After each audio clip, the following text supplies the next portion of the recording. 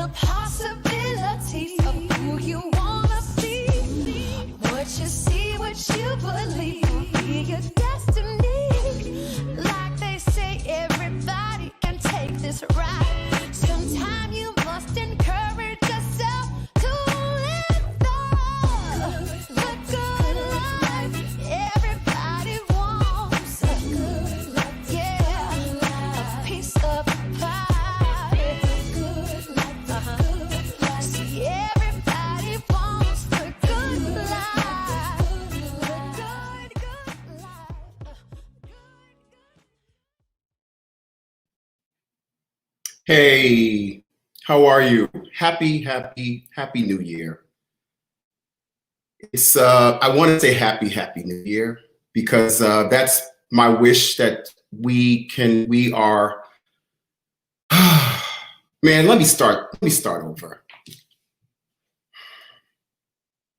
I'm Musa Jackson. This is Ambassador Digital Magazine, and we have entered a new year. We have a lot to unpack today.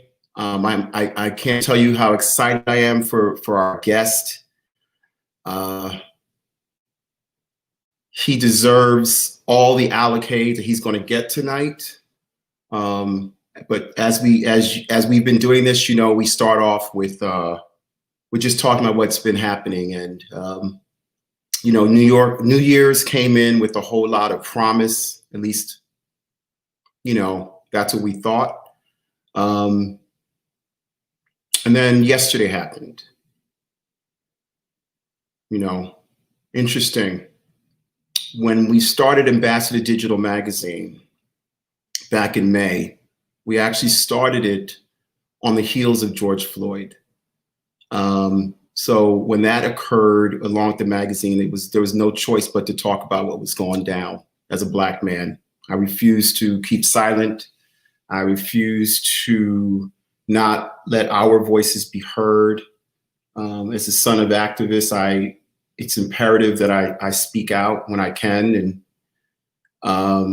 but George Floyd was murdered on camera. His life snuffed out, and was that 8 minutes and 46 seconds, which will sear in our brains. And what happened from there were protests around the world. A few I participated along with Paul, our creative director, partner at Ambassador Digital Magazine. We protested. Interestingly enough, we were met with, stopped at every, met with force. There were police everywhere. This was during a pandemic. We did the right thing. We were masked up, you know, looking for one thing, which was just justice, which we knew is elusive, has always been elusive when it comes to Black people in this country, but doesn't stop us from wanting it, knowing that we deserve it. We're the most deserving. Black people are the most deserving of justice, more than any other group in history. That's a fact. We continued throughout the summer, other deaths, other protests, and we knew our voices could be heard when we went to the polls and voted and made history with not only electing Joseph Biden as president, but Kamala Harris, HBCU grad, Howard University grad, Black, Asian woman as the first vice president. That wasn't enough because the Republicans never wanted to declare it. Yeah. So then we had to have that runoff because we had the House, but we needed the Senate. We came back out again, January 5th in Georgia.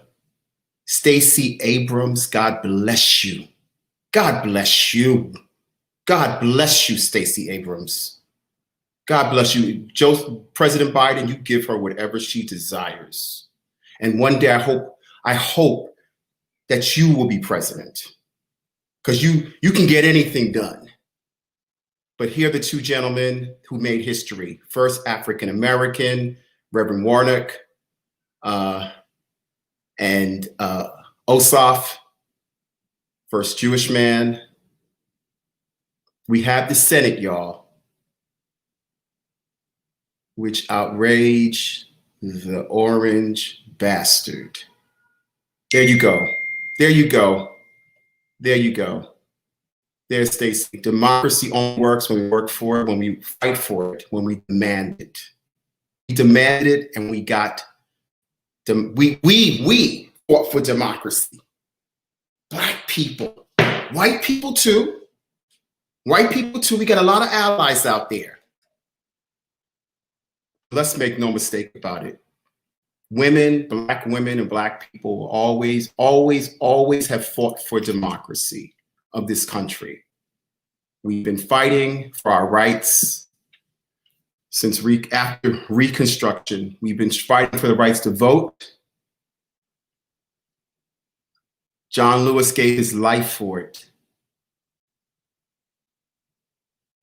And then you elected and wanted to re-elect, lost, that orange bastard.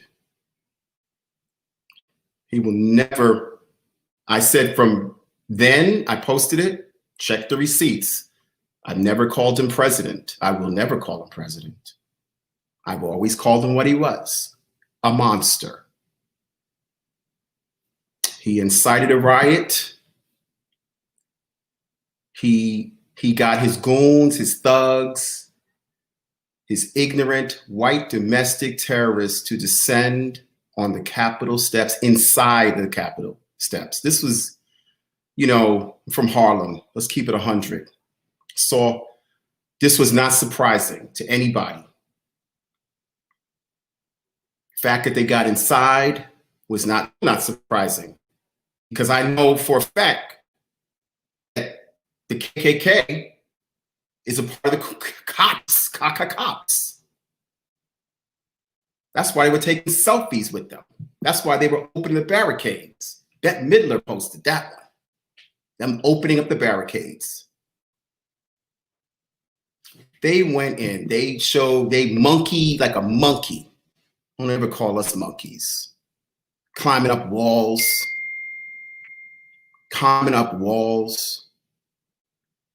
breaking through barriers, getting in the oval, in the Capitol. It's supposed to be sacred. You brought this on them, Republicans. You incited this. We already know he incited it. What's his face? Orange orangutan, his monster children, and that pigeon head daughter, and Giuliani. But you had a hand in it. Yeah, Sekou said one thing we can all agree on. One thing we can all agree on. Had this been black people doing this, they'd still be picking the bodies up off the street. But let's do the math. 4 people died. 52 people were arrested. National Guards never called in. The police had batons. No right, batons. You had one lone black man in the Capitol running for his life. They chased his ass up the steps. Then they got into Nancy Pelosi's office. One took a selfie, posted, took her mail, and was escorted out the building. Most of them were escorted, told to go home. They were just angry protesters. But when Black Lives Matter really protested peacefully, and they're all super spreaders, because none of them wore a damn mask. Oh, here's one with a mask. But he's taking a selfie. That'd be the police.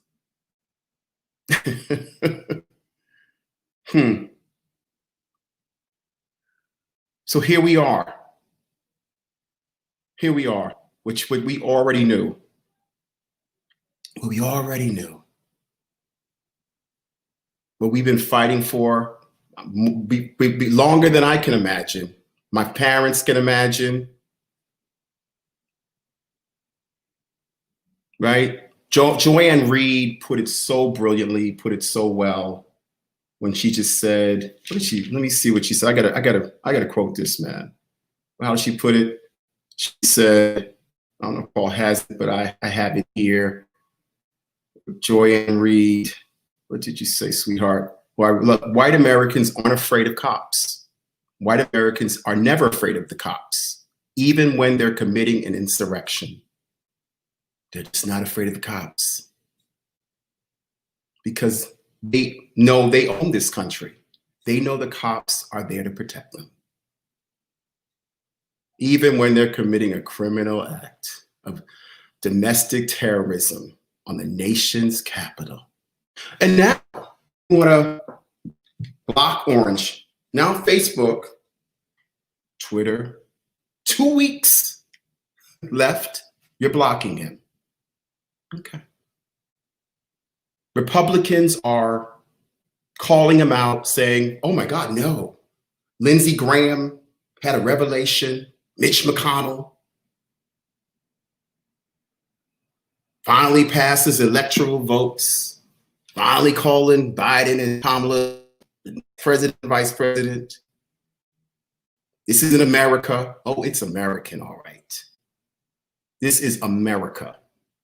We were founded on white supremacy. Any black person, any white person with sense, anybody with sense, any person of color for sure knows that. I'm part black, I'm part Native American, first citizens of this country, so you know I know. So here we are. This is the new year. About to swear in a president, a new regime, a new administration. I take a sigh. I know we all are so happy. We're so ready for them, and we're so optimistic. Black people are the most optimistic people in the world. But you know what? I'm at that point now where you got to prove it to me. I have nothing to prove to you. I have not had so much as a traffic ticket. I'm born and raised in Harlem. Never been to prison. So you got to prove to me I'm a taxpayer. Someone said this, and this is going to sum right here. Treat Black people who are going about their daily lives with the same consideration you treated white domestic terrorists. Then we're good. How about that? That's Harlem. We keep it 100. With that said, I just want to wish us all who are standing in justice, believe in this country, that are trying to do the right thing, that you will win, you will succeed. You will. I believe that in my heart. I do. I'm hoping for a new day for my children, for your children. They've got to go through this. They went through hell, through a pandemic, and they've got to witness that some of them should live in fear because there's a group out there that doesn't want them to have any kind of piece of this American dream. I don't know what the American dream is. I know what the image of the American dream is. I know what the movie version is. But we live in reality. So I'm hoping that this next administration, this is what they see. What that stands for, the Confederate flag, which has never been inside the Capitol, made it to the Capitol. They made sure that. So I couldn't give two shits about the last administration. Let's move forward. Biden, do what you say you're going to do. We will hold you accountable, you and Kamala, and the entire administration accountable, okay? So I'm just gonna say this. Let's work together. You owe Black people, you said it. make that come true. Let's see. And with that, let's see what you got for us, Paul. With that, we'll bring it up. I want to now bring up, I want to talk about our first guest, our guest for tonight. Let me, you know, Musa went in tonight, right? This humble, Harlem-born and raised fashion designer has been designing for decades, and his amazing designs have been worn by the likes of Alicia Keys, Venus Williams, Patti LaBelle, and Erykah Badu. His work has appeared in the Museum of the City of New York under Black Style Now. It's also been in Nordstrom just recently. And they had an amazing exhibit on Black designers, as well as he's collaborated with the legendary Alvin Ailey troupe company, as well as dance ensemble, Juilliard Dance Ensemble. He's appeared on Project Runway.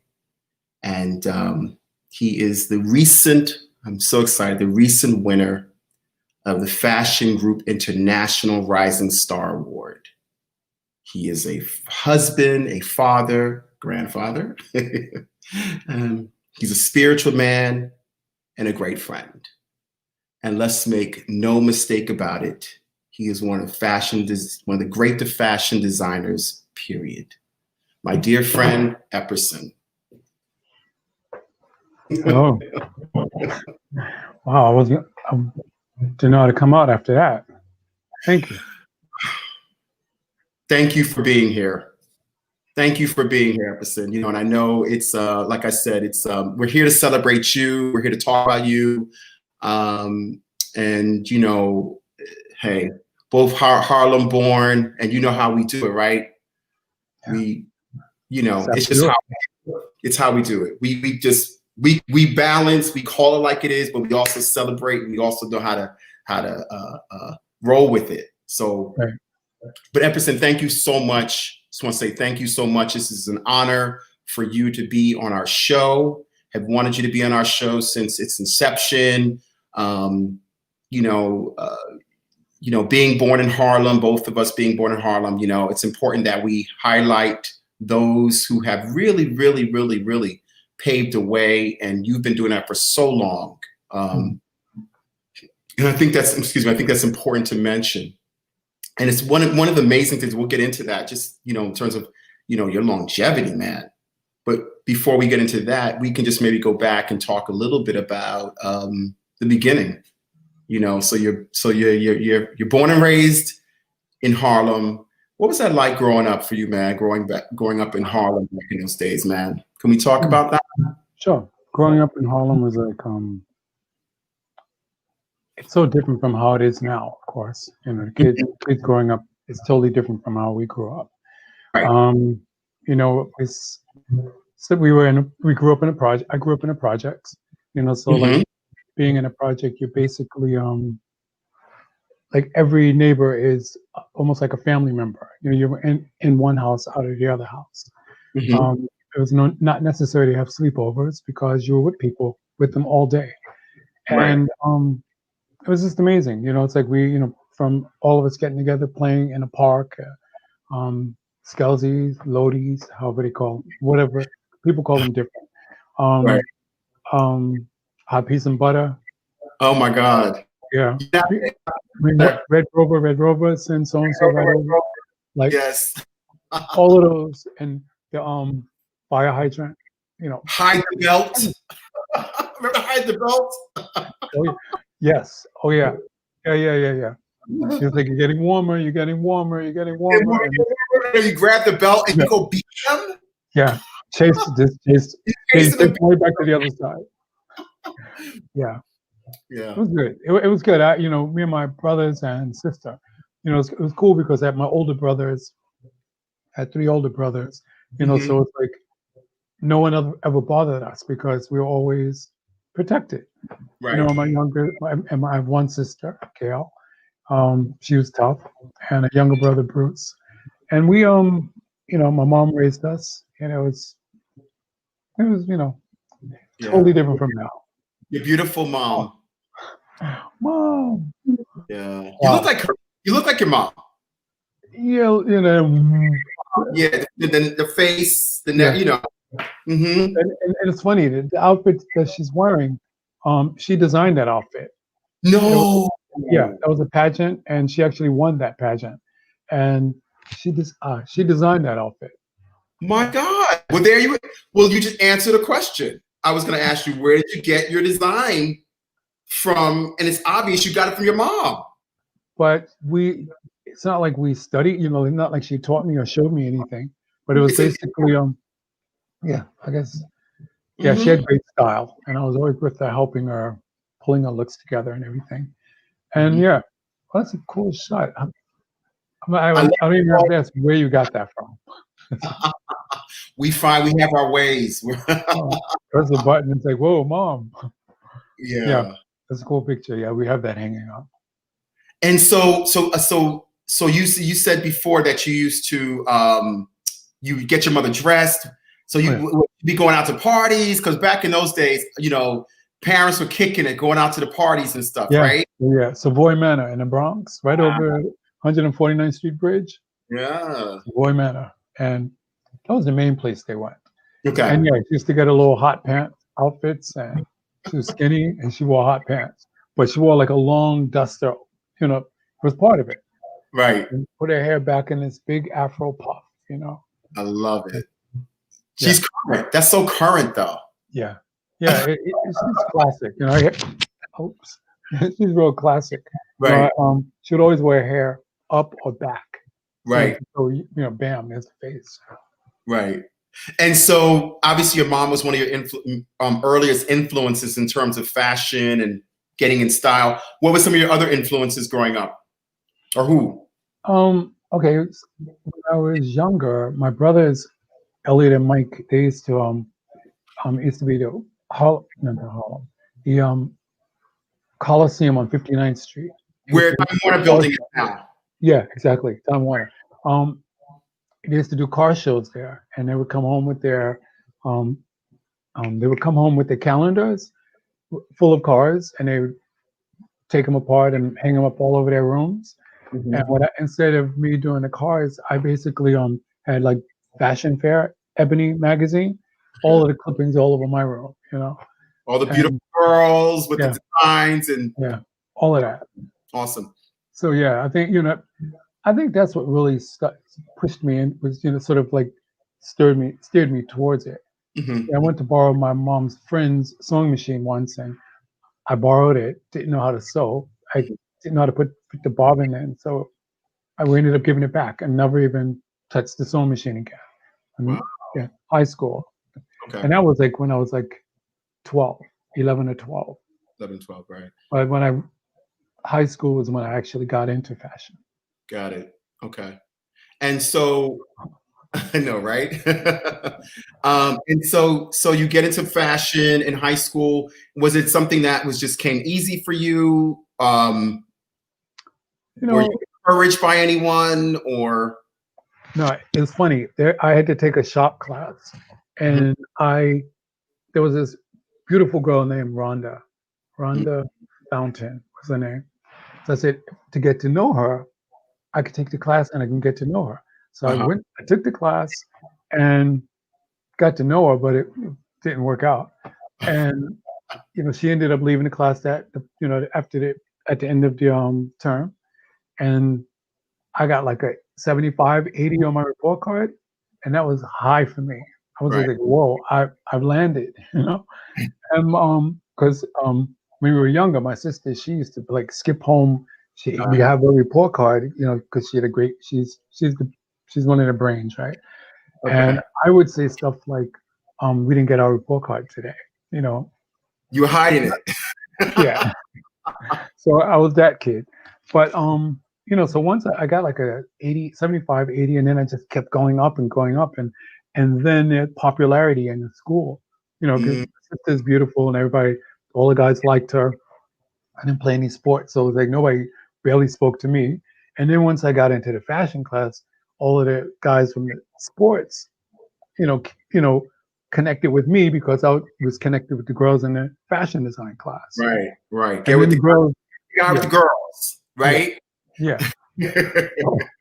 So yeah, that's that's when it started in high school. I did like a fashion show. I went to Martin Van Buren in Queens, and we put on a show. They had a annual fashion show. I had like three different 3 looks one season, and the next season I just dressed everybody.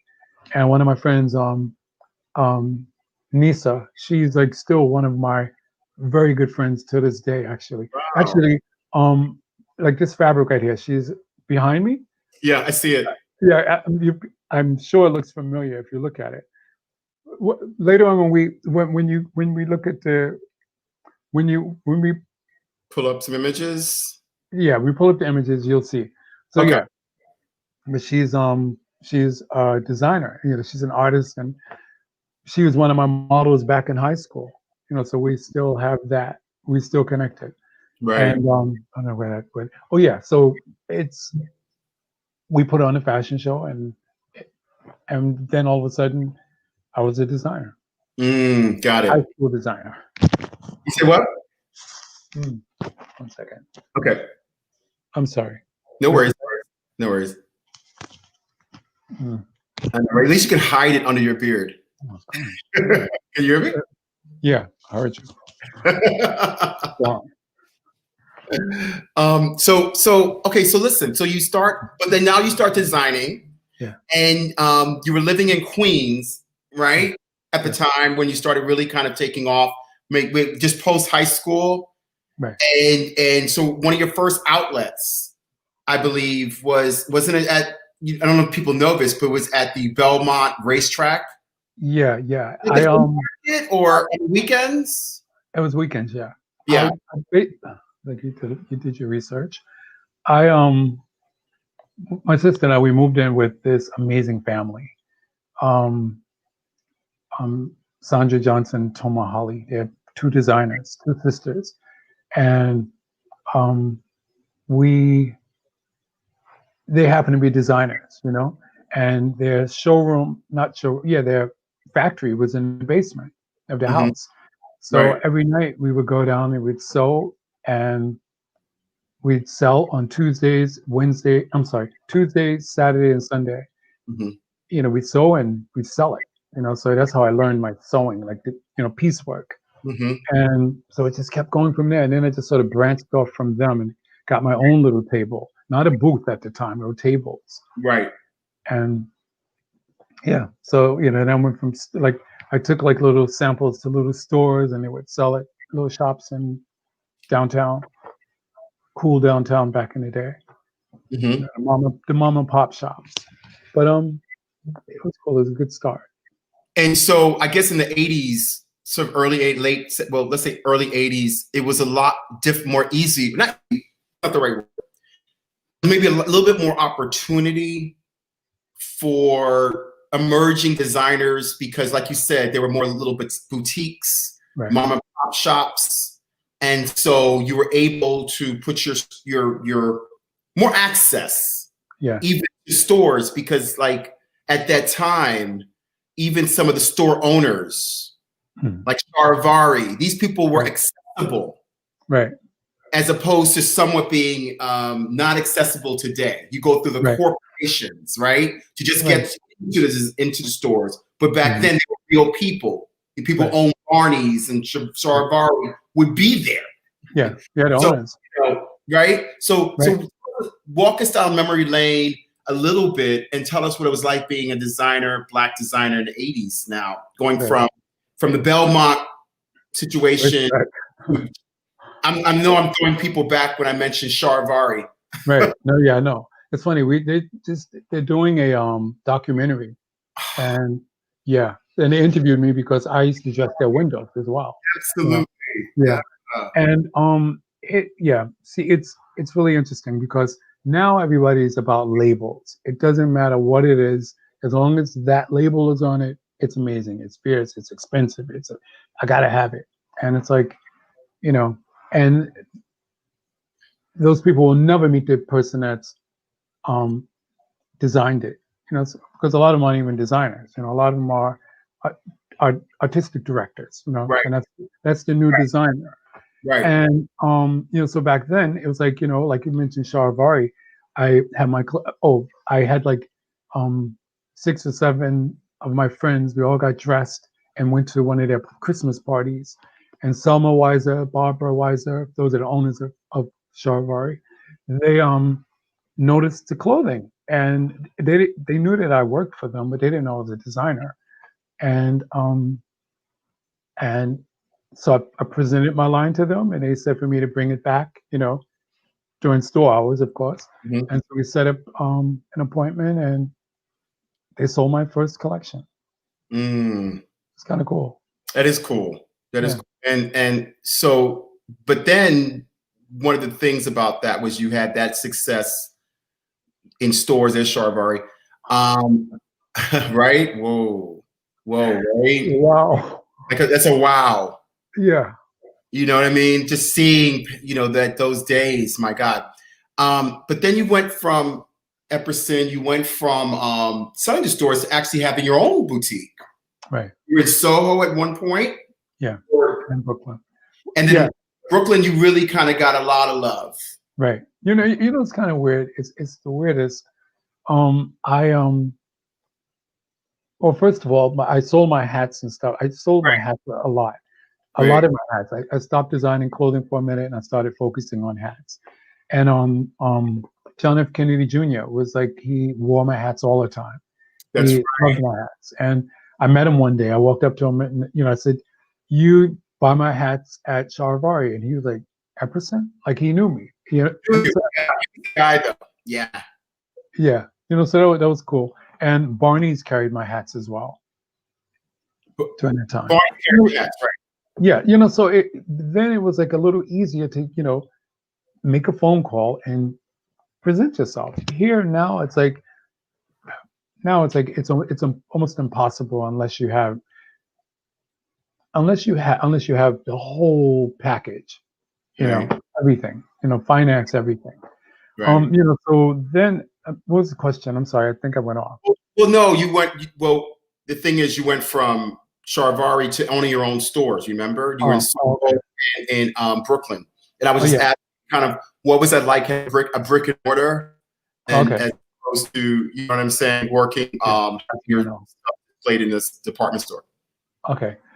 Well, first of all, I had like different showrooms, so I was building my clientele throughout the years, different locations. I had a partner, we shared a space, John Berry, and he designed Exodus at the time, and I designed Epperson. Our work was totally different. One day we had a studio, and we were studio on 307 7th Avenue, across from FIT. We said, let's go check and see if there's any stores in Brooklyn. So we went out to Brooklyn thinking, no money, just went out to Brooklyn. But that's what's so great about it. You know, when you don't think about it and do it, you can do it. When you start thinking about it, you second guess and it's not going to happen. Wow. So anyway, we went out to Brooklyn. There was this cool little shop right across from Moshood, and we looked in the window and it was closed. So we put our hands against the building and we claimed it. We prayed and said, Lord, that thy will be done. It was really that simple. Then, not that simple, that simple. Then all of a sudden, this girl comes out of the building. She happens to know my wife's sister. She lives in that building. She knows the landlord. She connected us with the landlord. John and I came out to Brooklyn the next day and met him.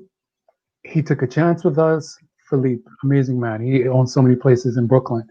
And I was like, this cool black guy, he driving a Range Rover, my dream car. He drove us all around, showing us all of his locations. And so then we opened up the shop. So we were like one of the cool beginners on Fulton Street.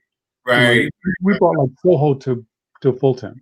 Right. We had a fireplace and we had a table with just one garment on it and 4 pieces on a rack. That was a look, but that was because that's all we had. Literally. And then Erykah Badu was right around the corner from there. She lived right around the corner. And Harriet Cole, amazing Harriet Cole, love her. She Love her. introduced us to Erykah Badu, you know. So that's how our relationship started. And then she would just pop into this shop all the time and try things on, and she likes that, you know. But so we had to shop in Brooklyn for a couple of years, and then we decided to separate the partnership. And my wife and I, we moved to our shop to Soho on Thompson Street. The cutest little shop, you know, and it was weird, you know, because we had so many clients, you know, of our clients in Brooklyn, and you know, very supportive. And then we moved, and we were like, okay, we hope they follow us, you know. Well, if you lived in Brooklyn, you probably worked in Manhattan, so you have to pass Canal Street. That's my logic. And a lot of them did, like maybe a very small percentage stuck with us. Yeah. So then there was a whole new group of people, Soho people. They understood the clothing. You know, they didn't ask why the strings are. I'm not wearing strings now. Why the strings are hanging, and they understood it, and they, you know, and we just continue to make it work from there. So interesting. You know, so you're doing the you know, your own store, which we know how difficult that is, and then you were being showcased. Yeah. Look, years later, because you had the Erykah Badu success, and you were some celebrities you mentioned, right? And then you're doing the museum, the Black Style Now, Right. Museum of New York, right? Right. Yeah. Yeah. I believe Puffy was producing that. Right. Right. Yeah. Puffy was a part of that, right? Yeah. So he ran that whole thing. Yeah, basically. And I believe, so what happened with that? Because something happened which led to the next situation, right? Right. Okay. So before I get to that, jump right to that. It's funny. My work has been in several different exhibits, like the Black Dress, which is in Black Dress exhibit. That was at Pratt. That was amazing. At FIT, you know. So it's been, and it's, you know, yeah. So I'm sort of like, you know, like I was just trying to like place myself in different places. You know, it's like, okay, so an exhibit, so now people will see it. It's a fashion book, you know, it's in different things like that. But this particular one at New York Museum of New York was I had a wedding dress and a denim dress, and the curator from that museum, she told me that Tim Gunn wanted to meet the person that made that dress, but I missed him. I didn't meet him. You know, I didn't meet him at the party, at the event. He left, and so I was like, okay, well, that's nice. You know, Tim Gunn. That's Project Runway, right? And I wasn't really into it because that whole show, that idea, I said, oh, it just get you on the show, make you want to cry. So that's how I felt about it. And a couple of years later, Project Runway found me on MySpace. Oh, we're talking pre-Facebook. Pre-Facebook, yeah, MySpace. And, you know, and I thought it was a joke. I thought someone was playing a joke.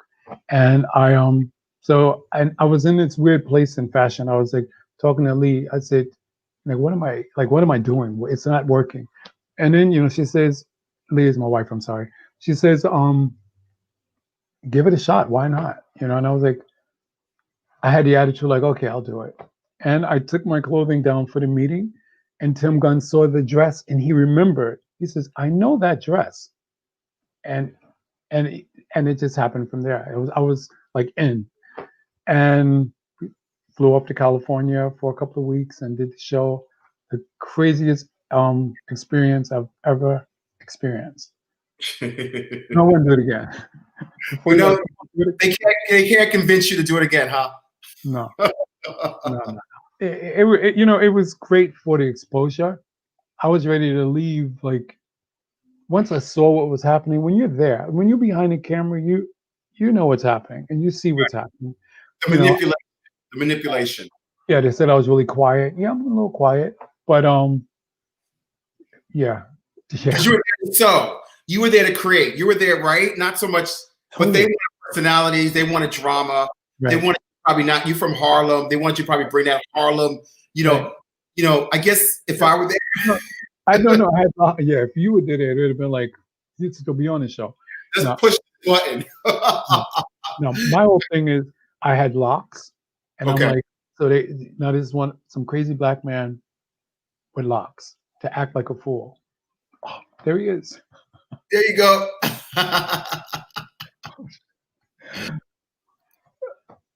I love it. I love it. I love it. Yeah. Yeah. So you did it. You did that, Mm. and then you basically let go from that show, right? Oh yeah.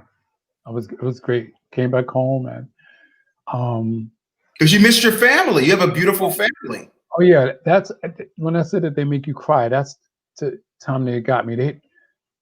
The editing is amazing. I took the kids' pictures and I pinned them on a mannequin form, and I would look at them as I'm working.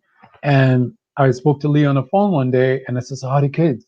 And I heard him in the background. As I heard him in the background, my voice started trembling. Oh, And wow, right. That's a great photo. They're not even there. The one I'm talking about aren't even there. That's how old that picture is. Right. That was like 12 years ago. My daughter is 12 now, and she was 1. She was the baby in the arms, and it was just like it was crazy because the way they showed it, it was like it all happened.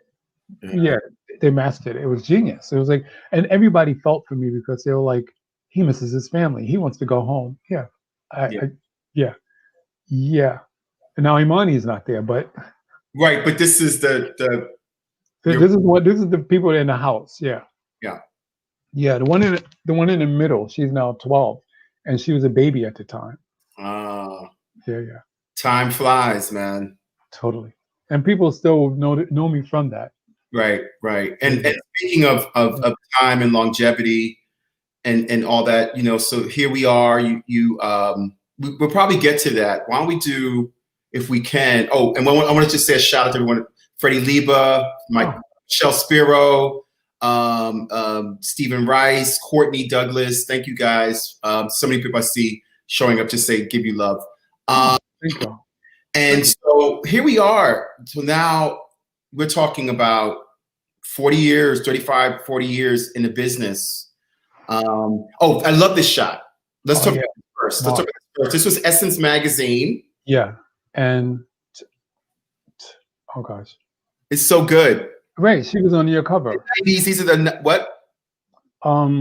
These are the 90s models. Yeah. Oh wow, yeah, that's such a great shot. Mark shot that. It's a fabulous shot. One of our cover girls, Tamiko Frazier. She was the one that she organized it. She called me and said, we're doing this shoot. We'd like to get some of your pieces, and then we said, let's do them all. And she pulled all of these girls together, and I pulled all the pieces together, and Mark shot it. Mark is like Mark Baptiste. And yeah, it was amazing because I met like half of them for the first time there. Just seeing them in the magazines all the time. Right. Yeah, and each one of them was so beautiful.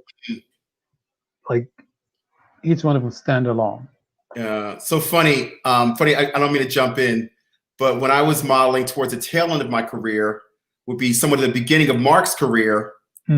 I actually one of our test shoots was with Michelle. Michelle's pregnant, had just started modeling. I was on my way out. Mark and Michelle were on their way in. And so I was at New York. And so seeing these sort of photographs is always wonderful to see just how time, even that photograph now, which was celebrated in the 90s, is now in itself iconic. Yeah. Look, because they're all together. Look at speaking of people, Tyson Beckford at the beginning of his career. Very beginning, yeah. Very beginning.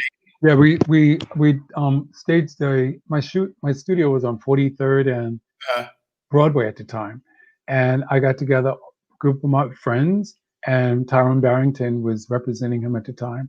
And Tyrone, I said, Ty, this guy, he has to be in the show. And yeah, they all came together. Lloyd Samuels was in it. Richard Elms was in this show. And yeah, it was amazing. 90s guys. Right. Yeah. So we paraded up and down the street, and that show was actually in front of the tents when it was on 42nd. You know, and it was sort of like we held the cool. articles. Yeah, exactly. Exactly. It's like it was Gorilla. We had a boombox. That was music playing, and it just walked all through. Wow. Look at Omi. We didn't call her Naomi. Omi. baby Naomi there. Yeah, that was Wow. That's cool. Yeah, it's good time. Good time. So now here we are. We're talking. You are now the current winner. Let me get it right. Fashion International Group. Right. Yeah, Fashion Group International. Excuse me, Fashion Group International. Let me get it right. Rising star. Right. That's hilarious. I mean, you know, it shocked me. Like once you showed the ceremony, and when they said my name, I was like, totally. I'm like, and only word could come out of my mouth was perseverance. Don't give up. Don't give up. But yeah, you know, with that, Freddie Lieber, you know, had Freddie Lieber and Nicole Officially. Thank you for correcting me. My good friend. Oh, yeah. She's amazing. I have not met her yet. No, we have not met, and we're going to. She wants to meet you. Trust me, she talks about you all the time. Love her. She tells me so. So my little crew is Freddie, Rebecca, and Nicole. Oh, and Rebecca and I, we've been right, and they love some Epperson, honey. Oh, that's right. Yeah, but Nicole is like, she's like a fairy godmother type of, you know. Yeah, absolutely. Absolutely. Yeah. And Freddie. How did you feel about it? How about that? It's like, it's funny because it all happened so fast, you know. I presented my clothing. I showed a video, Mark's video of the fashion show, the spring summer 21, and they loved it, you know, and they wanted to meet me. And Marianne, Jazz, and Sharon, that's the team, that amazing team at the Rising Star. They like embraced me, you know. And my first meeting was a disaster. The computer wasn't working. I had used my phone to show what the mannequins wearing, and I could see them, but they couldn't hear. It was terrible. This is the pandemic, right? Oh yeah, this is all this. You're forgiven. I mean, come on. Man, I don't even do this. This is like my third time doing this. No, totally. And they loved oh, there it is. They loved it. And next phone call I get, they tell me that I'm in. Then I'm a finalist, and I'm like, finalist? Y'all liked me? Yeah, I love that. This show was like, it all came together so amazingly. It was like during the beginning of the pandemic, I was like so, like everybody else, just beat up from what's going on. Right. And you know, I just prayed, and you know, God just told me to continue working, continue doing what you do. So I just kept sewing and kept sewing and kept sewing, and everything came together. You know, like from even in Nordstrom's, I had the clothing. They needed clothing. I went and dressed the mannequins because it's like first time. By the way, that was a great exhibit of Black designers at Nordstrom. Solio curated that. My long gallery. Yeah, quite a few designers. Franklin Rowe was in that, and then Diane Smith, who I went to high school with, by the way, she was in that. She did a great one too. So we had a lot of great. It was a great collaboration in Nordstrom. I love that. So you've had a successful career. The last video was of your collection that was shot by Mark Baptiste. Right. Yeah. So that's what I'm saying. With that, I'm sorry. Okay. Hey, go ahead. No, I'm saying with that, Mark said we were supposed to do a shoot, and the shoot was supposed to be like an old shoot we did before, like a family group, just a mixture of everybody looking different. Then it turned from let's do you have a spring collection? And I'm like, yeah, because I've been sewing. Like I said, I just pulled pieces together, and we pulled it together. We got the models, and there it is. Just That really let me tell you something. That video and that collection, fire. When I saw that, it's so gorgeous. Thank you. Thanks. I even love your voice, how he had you narrate it. I'm Epperson. But that was hard. Oh my gosh, that was the hardest thing. I said, because Mark, we all know you, and we know how Epperson's pretty shy. We can all say that. You're the most humble person, most talented person, designer. I can honestly say that we know who's as shy as you are. To have it's just so perfect. And here is Mark. Can't keep talking about you where you are. Hey, what's up? It's a great photographer, Mark Baptiste. One love. Epi, you still got that cross. You still got it, baby. Hey, let's go. Let's go with that. What's up? Yeah, I had the shingles, and it left the cross. No. Yeah. Can you rub it? No, I told him we're gonna use it. I told him we're gonna use the cross. Wait. Yo, Epperson. Yeah. I'm the magic man. Common. For real. I said, Epi, we're using that cross. He goes, Mark? Matt, I said, yes. In your forehead. That fabric behind Epperson. He knows. That fabric behind Epperson. I said, you put that thing in your head. We're gonna push this back. I want to see the cross. He said, Mark, that's too much. I said, no. That's your scarlet letter. God chose you. No, anybody watching this is like friggin' huge, y'all. Like they don't know. Epi didn't want to show it. I got the shingles. I said, no. That's what God bring for you. That's it. Let's go. Let's go. Man. Wow. Yo. I love you, Mark. I love you. I love you more, brother. I know he's so shy because he didn't want to show it. I said, are you kidding me? We're showing this. And that fabric, I make it right. I said, I try to make humor because Epperson, you got to give him humor. Right. Otherwise, you get like, oh, God, Mark, you crazy. I said, okay, we're going to give you a la Bin Laden. And I told him I haven't heard that in years. Right?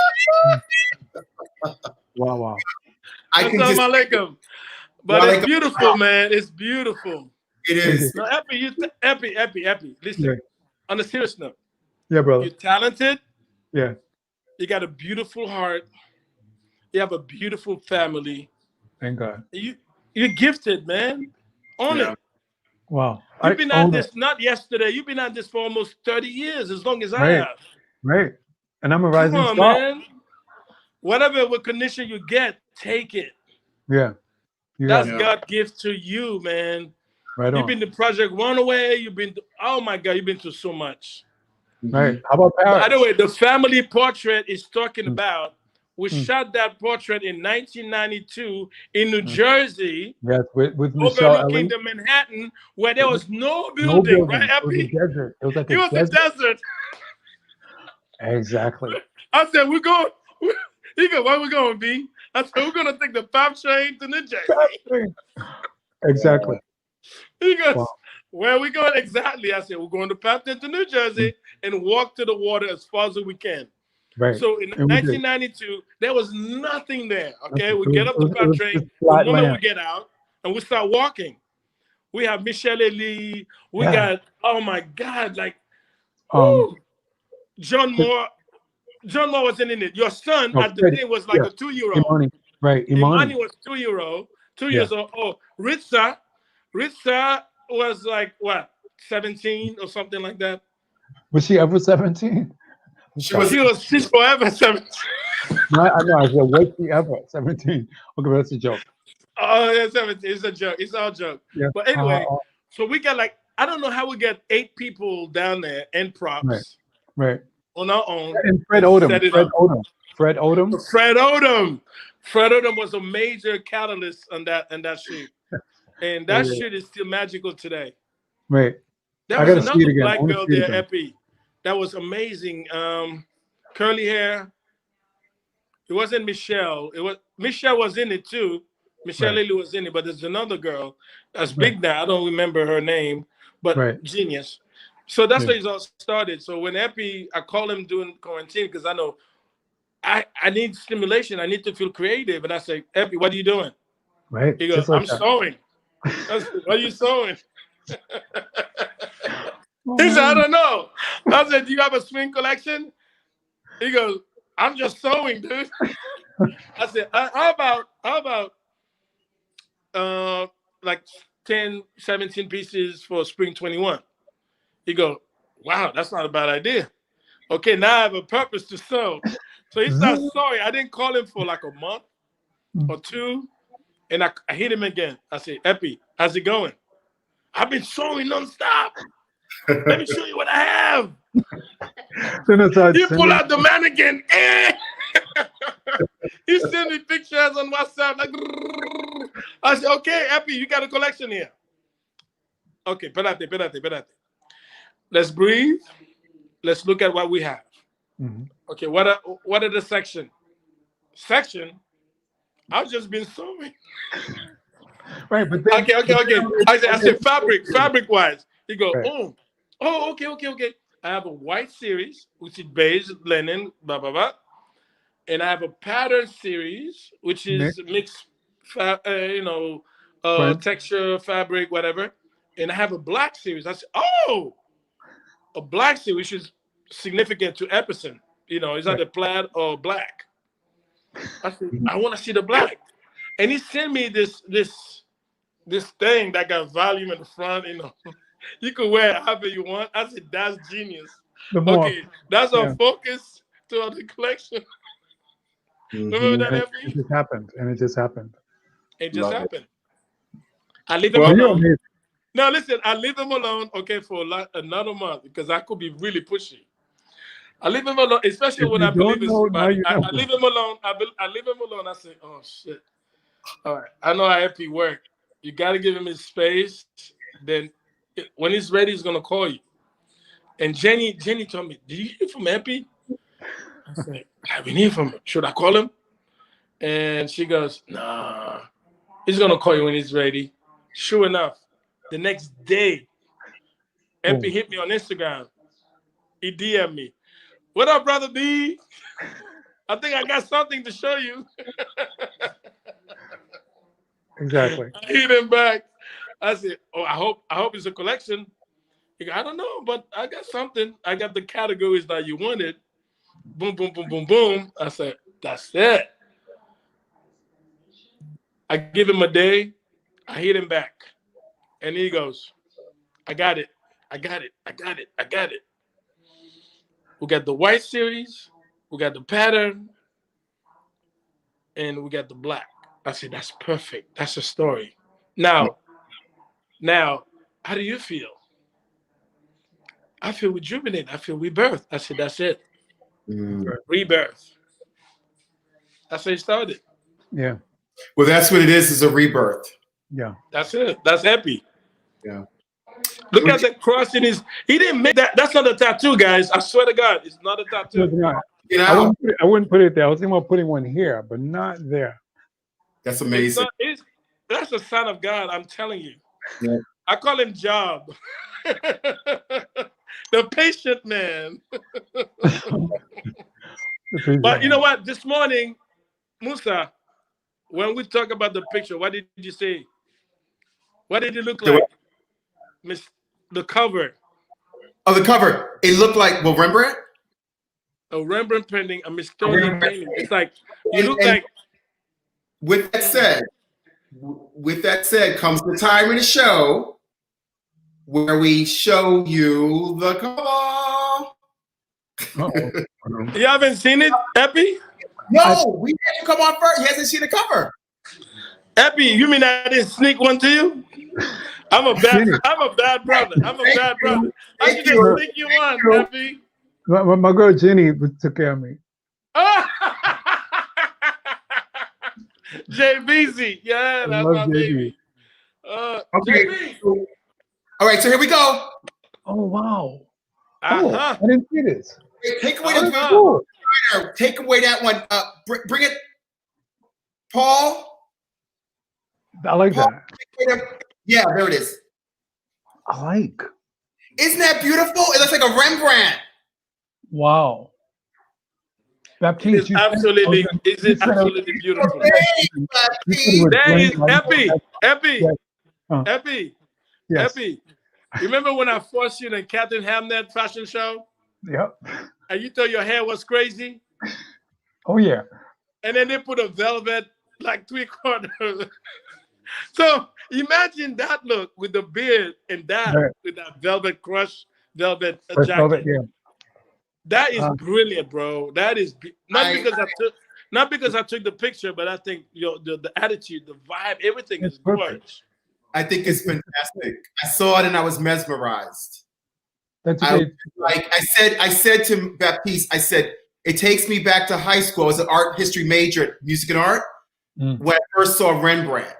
But if you're gonna go there, you gotta show the other. Can we show the other cover? Yes. Oh. Yes. Can we get it? Can we get it? Can we get it? Show him the other one.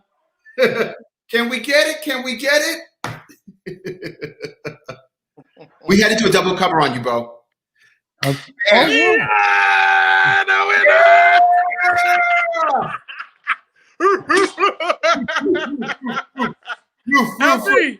Effie, my Bin Laden. And Mark, something. Alex, that's crazy. Wow.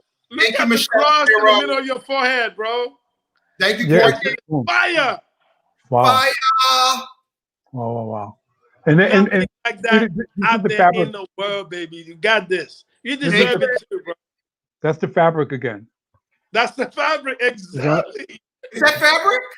That's it. That's the fabric of friend man. Back behind you. Dude. Oh my God. Listen, Mark said, bring a head wrap. And I said, okay, yeah, I always wear black head wraps, white head wraps. But this is my friend's work, her artwork, Nisa. And it was almost like how Erykah Badu yanked the tablecloth off and wrapped it around her. Or a homegirl, Scarlett O'Hara, took the curtain down. I yanked it off the wall. Bam.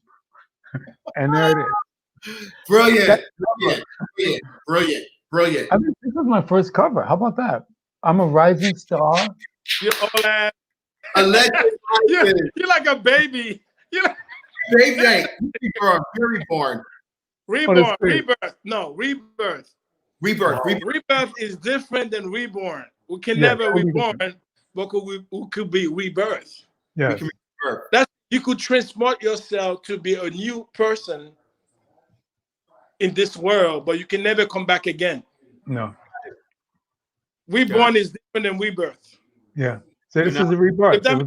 You guys, but the mythology is you could change yourself if you choose to. Mm. It's a metaphor. It's a metaphor in your mind that you could. Okay, you know what? I make a lot of wrong. Now I need to reinvent myself. It's not a reinvention of self. Right. That's what rebirth is. Right. Also, want to give a shout out to the model. Oh my God, Alexandra Bendit, yeah, amazing. Yes, it was cool. She got some serene attitude, and she looked different. We don't know if she's Asian, Black, or Puerto Rican, but again, it fit because I know EPPERSON personality, and I know they'll gel, they'll fit, and look at the softness and the elegance, and yeah, it worked. Laissez-faire, that attitude, like okay, I'm comfortable because EPPERSON clothes is like comfort. Mm-hmm. It's not a warm blanket, you know what I mean? But it's stylish. It's art. Yeah, I immediately when I saw her, I thought the same thing. I said that she has this aesthetic, and I think I even said something like she reminds me a little bit of like an Asian version of Kate Moss. Voila. In the very beginning, right? Okay, Like this is where the rebirth. This is where the rebirth comes in. This is where rebirth comes in. It's like it's almost like you reinvented yourself in your best. You're vibrating at such a higher level Right. that they have to hit you there, and then she calms him down. If you look at the way she's looking at the camera and the way he's looking at you, he's like, okay, I'm strong, but I need her strength too. Mm-hmm. Editorial. Yeah. Oh God. Wow. Wow. Happy, get ready. I'm ready. Are you ready? You ready? You had enough time. You better be ready. Exactly. Happy, I'm happy for you, brother, because you deserve it. Number one. 100%. Number two, you've been at this a long time, and it's about time they recognize your skill, your vibe, and your beauty and your aesthetic in this world. Because there's room for all of us. There's room for all of us. Definitely. And 2021 is for you to shine. I hope people pay attention and they invest in you, like I invest in you, and Musa is investing in you. Mm-hmm. And it's all about, it's a love manifestation. And God, I can't be more happy, man. I'm flabbergasted, man. I hope we all understand you. And this is my gift to you, my brother. Happy New Year. Thank you. Mark took the words right out of my mouth.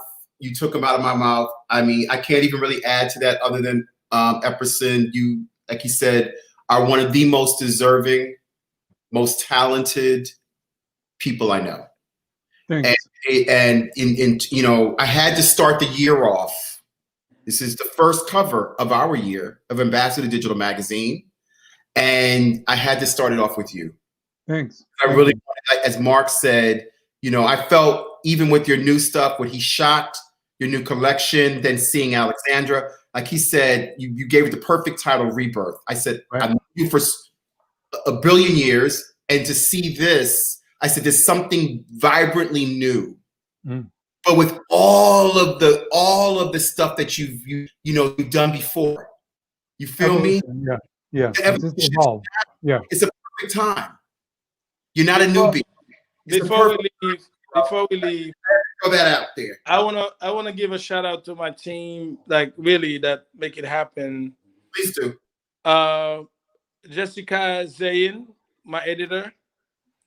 Alexander de la Egarda, the drone operator. Oh yeah, he's cool.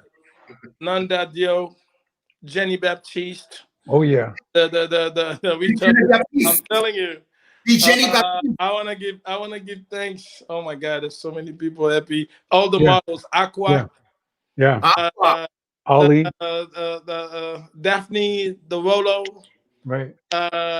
Eric, with Miss Williams. Ailey. Essential hats. God. His hats were amazing. Wow. Even the security guard that kicked off the beach. That's why we get the best spot. Right. He kicked us off the beach and sent us to the right place. You for make us find the best spot. God, this Epi, that day was magical, man. It was. Magic. It was straight up. I couldn't do it by myself. And you're confident in me because you're like, you know what? If Mark says he's gonna do something, he's gonna do it.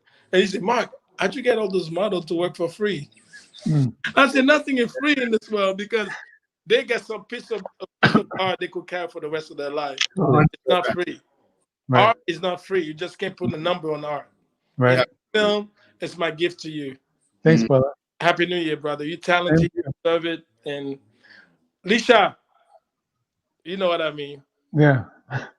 And I just want to thank both of you guys.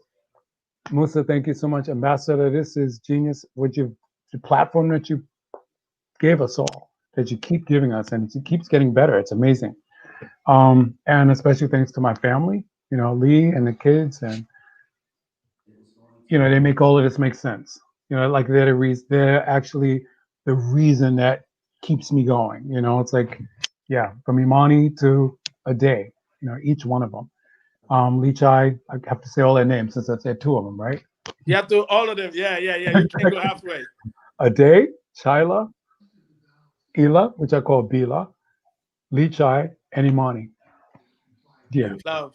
And of course, Alicia, thank you for dealing with this. Thank you so much, EPPERSON. Thank you for gracing our cover, the 29th cover. Wow, that's great. Baptiste, your work is fantastic. Glad to have you anytime. We love you. We love your work. Thank you. It's a blessing. And both of your team. I know your teams, and it's fantastic what you guys do. Let's make 2021. Let's just do our thing. I'm hoping for a great administration to come in and start supporting the arts again. All the things that did not happen in the last 4 years. I have a good feeling about this, guys. Maybe I'm optimistic. Call me an optimist. Well, no, we have to be. We have to believe it. I feel good about what I see his administration. So I'm just only saying that to say there's hope. And well, like hope's always gonna be there, but we have to put the work to make hope happen. Right. And we have to hold people accountable to make it happen. Right. Look what happened yesterday in Washington, D.C. Right. They mobbed it, man. They're like straight up terrorists. Yeah. If it was Black Lives Matters, would be killed and shot, it would be a bloodbath. They wouldn't have made it's a bunch of white guys. I know you don't want to talk politics, but it's inevitable. We have to talk about it. There's a lot of racist people in this world, right? Especially in America, right? They'll put the black models on the cover, but they will not use black stylists, black makeup artists, black hairdressers. Come on, let's keep it real, y'all. Yeah. Right. No, you're 100%. I'm just saying. No. We trust me. We talked about this earlier. I know that's the last thing you want to hear at the end. No, that's how we started. No. Get it out because it's real. But I just want to also say, like I said, that we dealt with that. We still deal with that. Our parents dealt with it, right? But here we are, and we're still here. Endurance and perseverance. I'm going to go with that with EPPERSON's endurance and perseverance. That's something to that you have done. On a real note, you know what I love about that portrait of Epi? He looks biblical. Yeah. Where's the Bible? John, you look biblical, brother. That's a biblical portrait. I'm gonna post this right now on my Instagram. I'm gonna call it the biblical Epi. The biblical Epi. Okay. And Mark, I'm going to send you the other one. By the way, she did what we told you to do. Thank you. They did that. Okay. I appreciate that. That. This is great. This really looks good. It's this is it, yo. This cover right here, I love it. If that's not in the Smithsonian, I don't know what should be. It's a museum piece. Wow. Epi, I love you, bro. Musa, I love you. The ambassador of Harlem. The ambassador of Harlem. One love. Guys, thank you. Enjoy. I hope everybody enjoyed the cover and the conversation. But it's all good. Thank you so much, everyone, for joining us once again. Thank you, EPPERSON and your families. Mark, Baptiste, always my team. Paul, I love you. Stephen and Courtney, I see you guys always. Thank you. And like I said, thanks everyone for the love. Jay Beezy. Don't forget the Jay Beezy. Right. And you know what? It's a love fest. It's a love fest. It's all good. I have a partner in crime that he works with me. Louis Brown. Louis Brown, yes, in Best Eye. Brother Lou from Best Eye. Yes, Brother Lou, what's up, baby? He's the person that tells me no, like that ain't gonna work, and I don't listen to people, Yeah. Everybody need that person. Yes. So yeah, especially thanks to Louis Brown. I love it. Thank you guys, and we will see you guys next week. We got nice guests for you guys coming next week, straight out of Hollywood, out of BK. Y'all know who it is? Can you guess? Lovecraft Country. Woo. One love. Love you guys. See you next week. Let's go. Walk in love. Be safe. You do. Take care. Great. Love you guys. Thank you.